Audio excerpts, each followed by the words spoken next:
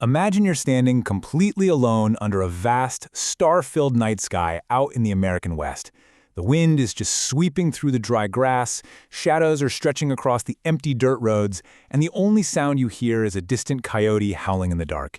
It's in this kind of deep, isolated silence that the human mind can really start to blur the line between verified fact and terrifying fiction. Welcome to The Explainer. Today we're looking at how a stretch of authentic, wildly beautiful high desert completely transformed into one of the most sensationalized paranormal epicenters in the world. Okay, let's dive into this. Picture this stark, undeniably real landscape of the Uintah Basin out in Utah. There are absolutely no computer-generated monsters here, no fabricated jump scares, just a quiet, empty highway cutting right through a remote desert under the golden hour sun. Today we're going to peel back the layers of reality television and internet rumors. We want to examine the genuine history, the folklore, and honestly, the multi-million-dollar media empire that was built right on top of this very dirt. Section 1. The Ancient Uintah Basin, Grounding the Legend in Reality. So, long before there were reality television crews wandering around or heavily guarded ranch gates, this land was, and honestly still is, home to a thriving, totally natural ecosystem.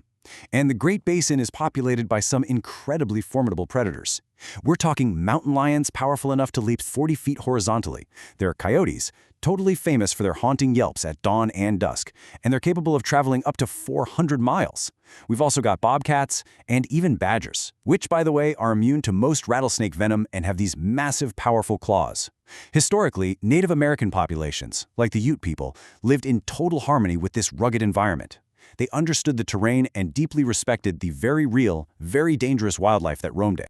Section 2. The Skinwalker Mythology, Folklore in the Shadows.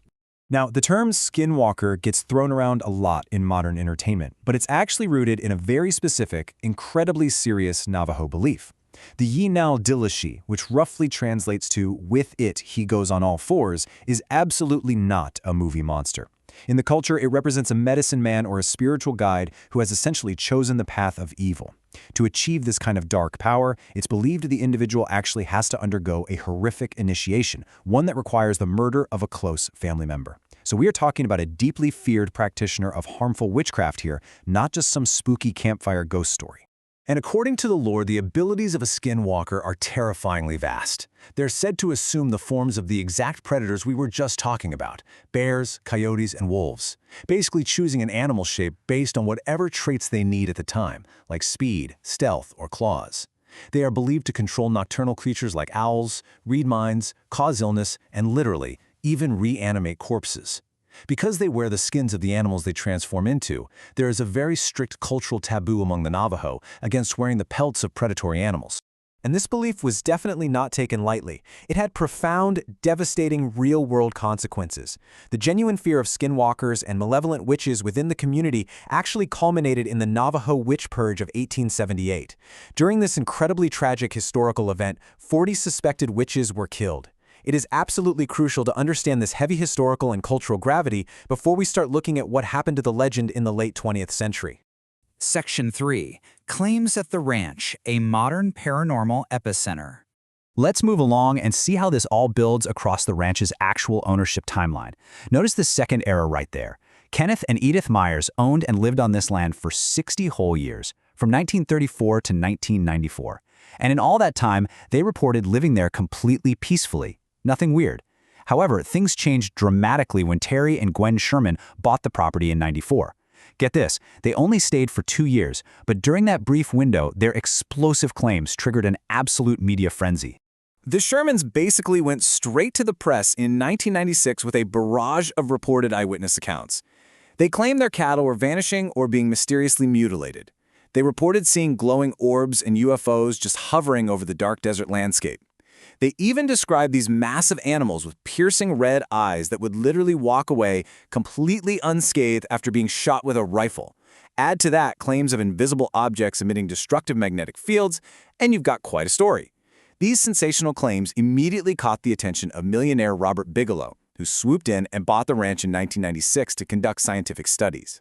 Section 4. The Illusion of Authenticity, Media, Documentary, and Fabricated Reality. Now you might be wondering, How do unverified stories like those from the Sherman family suddenly become accepted as absolute truth? Well, we really have to look at the media.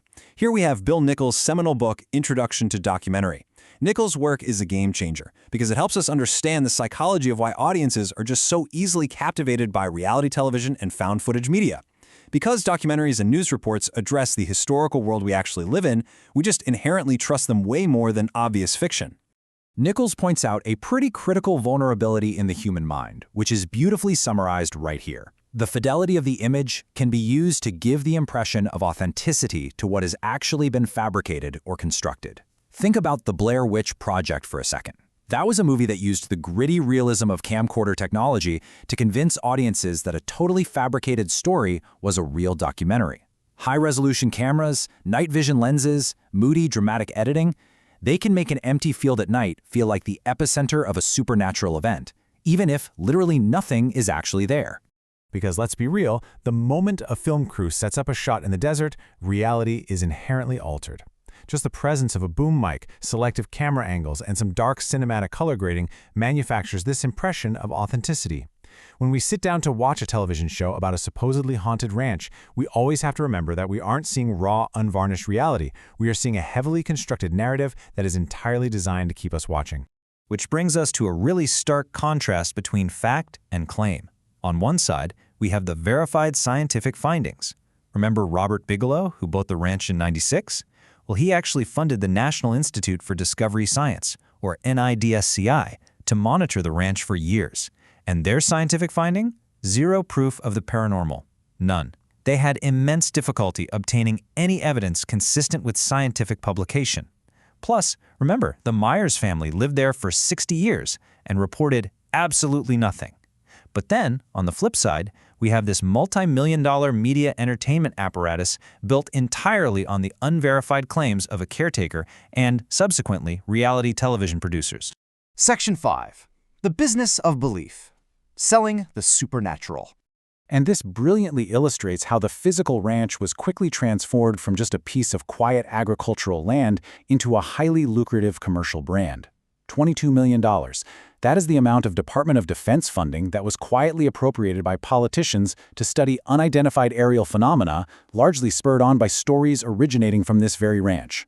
The sheer scale of the money involved here shows how deeply these stories infiltrated not just our pop culture, but actual government budgets, all despite the complete lack of hard scientific evidence. The commercialization of the ranch moved at just breakneck speed. In 2005, a book popularized the claims. Then in 2016, tech investor Brandon Fugel bought the property for $500,000. Suddenly, dirt roads were blocked, barbed wire was strung up, and cameras were installed everywhere. By 2020, a multi-season reality television series premiered on the History Channel, cementing the location as a massive pop culture phenomenon. The ranch completely became a business of selling belief and hope. But perhaps the most striking example of this commercialization is the trademark filings. A Delaware LLC actually filed and secured trademarks for the term Skinwalker Ranch. And this trademark isn't just for television production. No, it was expanded to cover everyday merchandise like cups, mugs, shirts, and sports caps. I mean, think about the incredible irony here for a second. A deeply sacred, historically terrifying Navajo legend of dark witchcraft has quite literally been transformed into a registered corporate trademark used to sell baseball caps to tourists. Section 6. Conclusion. The true mystery of the basin. So the crucial point is that the authentic history, the indigenous culture, and the genuinely rugged natural beauty of the Uinta Basin have been entirely overshadowed by a highly profitable modern legend. As we look out over those empty dirt roads and that vast, starry expanse of the Utah desert, we really have to ask ourselves one final question. Is the real mystery of Skinwalker Ranch paranormal, or is it simply a masterclass in the human desire to believe the unbelievable? A desire that's just amplified by cameras, media manipulation, and the inescapable power of a really good story. It's a striking testament to how easily our reality can be shaped by the stories we're sold. Thanks so much for watching this explainer, and we'll see you next time.